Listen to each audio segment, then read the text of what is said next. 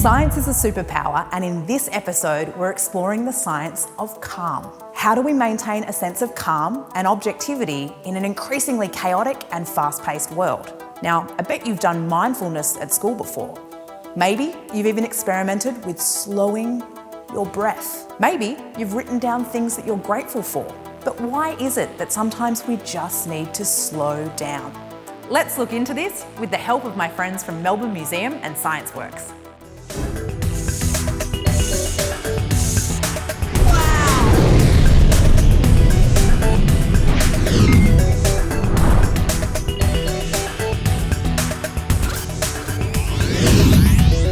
Hi Holly, welcome to CIRAC. Thank you. What are we here in front of? What is CIRAC? We are in front of Australia's very first computer. It's huge. It's enormous. It was built in the late 1940s. It was 1,000 times faster than a mechanical calculator at the time, which is pretty fast in its day. You can't underestimate that. But I suppose you've got a smartphone in your pocket. I do. I think most of us do nowadays, don't we? This is 1,000,000 times faster than what CIRAC was. So this tiny thing is 1,000,000 times faster than this enormous piece of equipment behind us. Wow, it's a pretty extraordinary reflection of how far technology's come. Yeah, that was only like 70 odd years ago. Took up a lot of space, a lot of programming people. This is the progress from here to here in 70. Where might we be in 70 more years? Yep, no, I know. Yep, it's coming. Things used to be so much calmer. Back when your parents were in their teens, if they wanted to send a photo to someone, they had to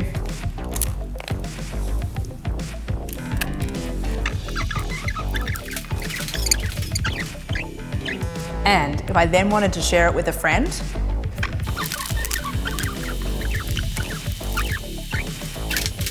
nowadays, if I want to do the exact same thing, all I've got to do is...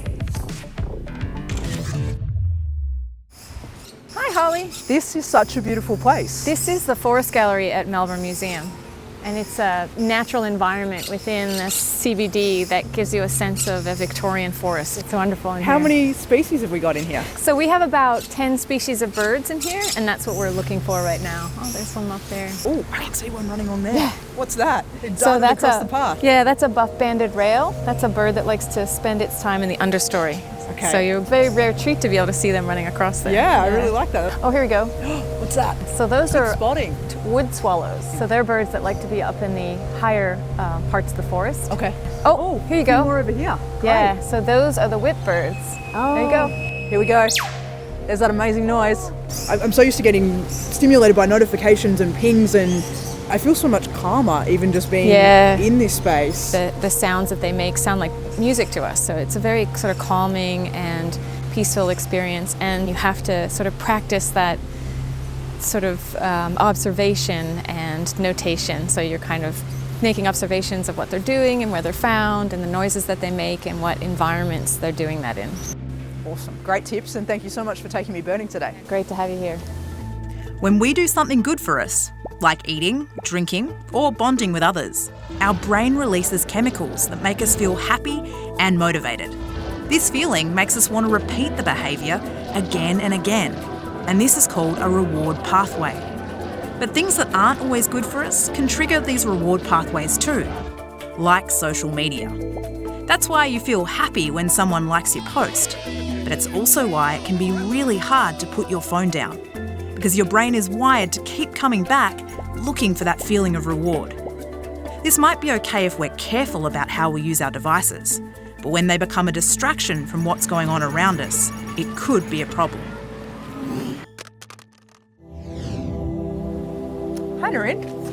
Hello, Holly. What a beautiful day and what a beautiful spot. It feels very calm and peaceful here. Yeah, it's gorgeous here in the Lowry Gardens here at Melbourne Museum. I've got a couple of techniques I'm going to show you about breathing and meditation that can help you get into a kind of space which really opens the mind. We often think contemporary science and technology have all the solutions, and there's knowledge from many, many ancient cultures also that could help us. So what have you got to teach me?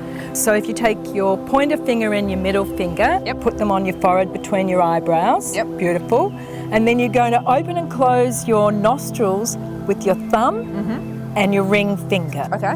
Close the right nostril and breathe in from the left. Close the left, breathe out from the right. Breathe in from the right. Close the right, breathe out from the left. Do it at the pace that works for you. Don't panic if you find that thoughts keep coming into your head or that you can't stop thinking of it. Just note it and then almost imagine them like clouds passing by. And then we can bring our hands down onto our lap, kind of feel that tingle of, wow, everything looks just a little bit different to you after you've gone into that zone. That's it, really. And Brilliant. It's been fun to be able to show you those techniques out here in this beautiful garden. Thanks so much for teaching me. Oh, science really is a superpower. And I must admit, understanding more about the science of calm has made me feel super powerful. And it's actually pretty easy. It's less about learning and more about unlearning. Less about trying harder and more about living lighter. I'm actually going to commit to having one tech-free day a week. I can answer that later.